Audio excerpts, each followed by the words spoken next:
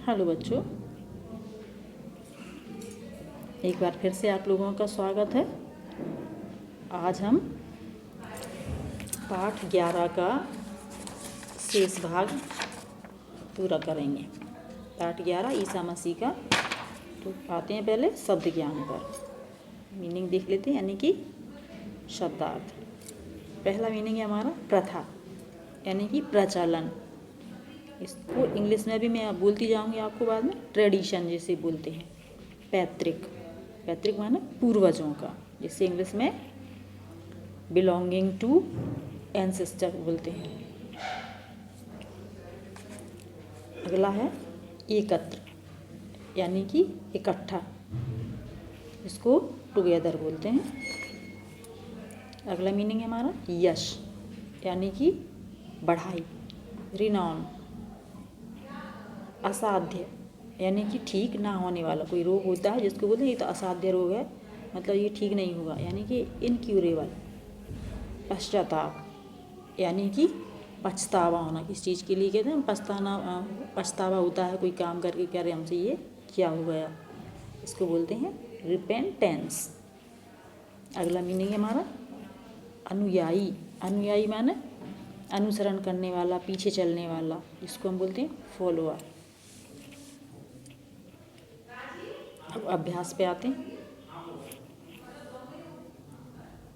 उन्होंने इस बालक का नाम खाली स्थान रखा।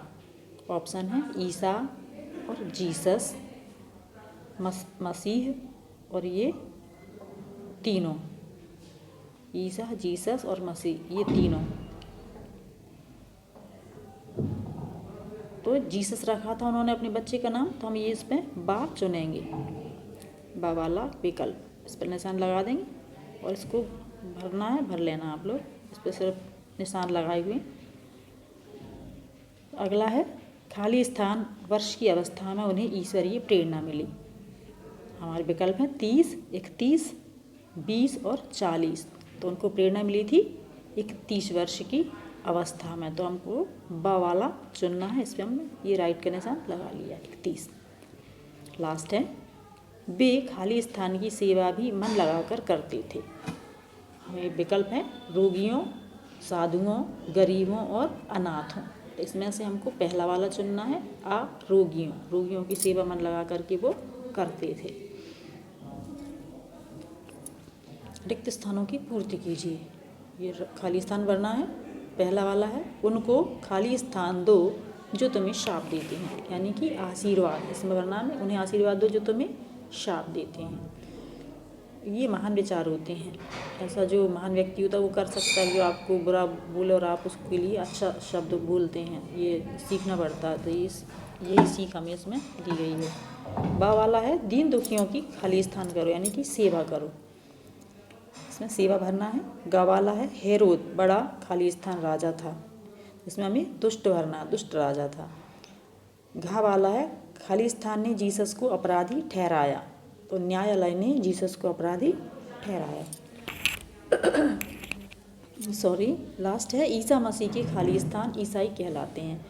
तो जो ईसा मसीह के अनुसरण करते हैं, उनके विचारों को मानते हैं, अनुयायी जिन्हें कहते हैं, तो अनुयायी इसमें भरना है, उनके अनुयायी ईसाई कहलाते हैं। अब आते हैं हम प्रश्नोत्तर। निम्नलिखित प्रश्नों के उत्तर लिखिए। पहला प्रश्न है ईसा मसीह का जन्म कहाँ हुआ था, तो उत्तर है ईसा मसीह का जन्म यरूशलेम के पास बेतलहम नामक गांव में हुआ था। खवाला है उनके माता पिता कौन थे, उत्तर है उनकी माता मरियम व पिता यूसुफ थे।